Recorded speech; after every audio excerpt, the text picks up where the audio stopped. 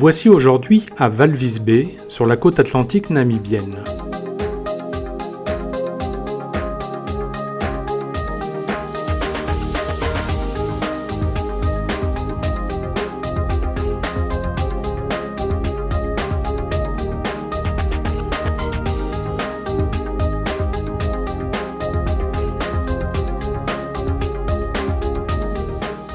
Walvis Bay, en afrikaans, signifie la baie des baleines. Cette enclave dans la longue côte de l'Atlantique Sud offre en effet un véritable refuge à toutes sortes d'espèces animales. Le courant océanique du Benguela, qui remonte le long de la côte africaine de l'hémisphère sud, entraîne avec lui une abondance de nutriments venant des profondeurs, ce qui explique le développement exceptionnel de la faune sur la côte namibienne.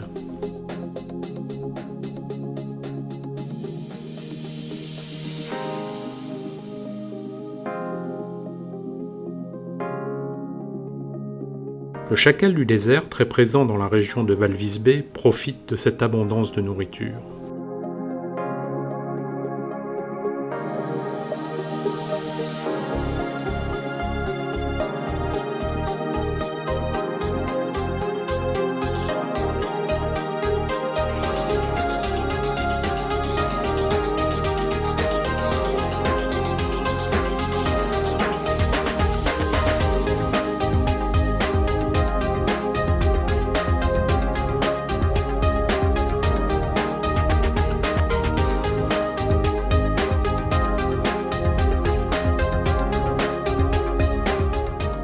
Nous allons taquiner aujourd'hui une colonie d'otaries.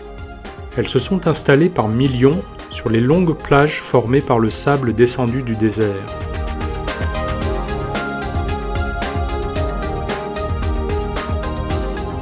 La période de reproduction a commencé chez les otaries, ce qui fait le bonheur de nombreux prédateurs. En effet, les petits, lorsqu'ils sont abandonnés plus de 2 jours, deviennent la proie du chacal du désert. Les goélands sont également de la partie. Eux aussi profitent à leur façon de l'abondance de nourriture. Ils n'attendent pas que les petits soient morts pour entamer leur festin. Dure réalité du cycle de la vie.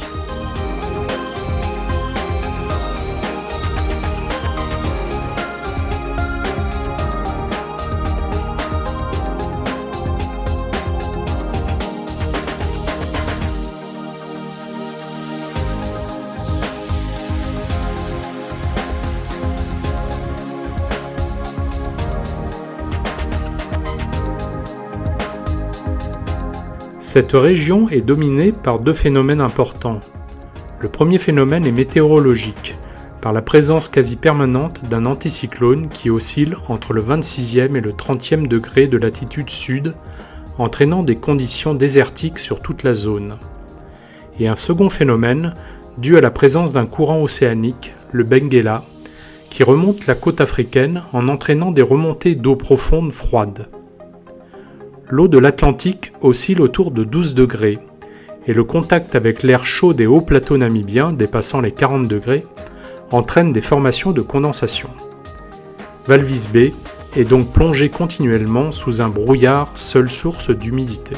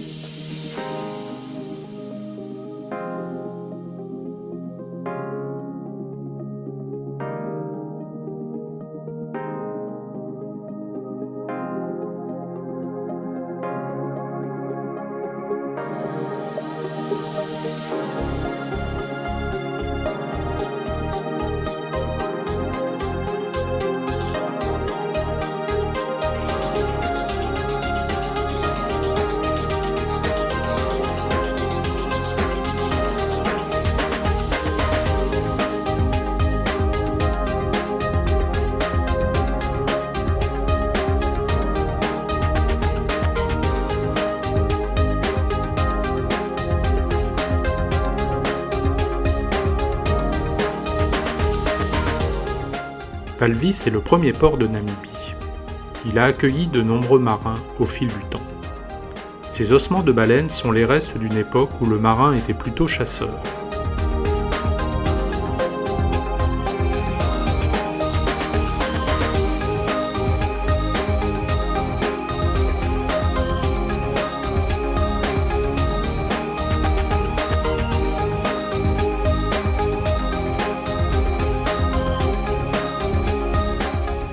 Aujourd'hui, la faune est plus confiante.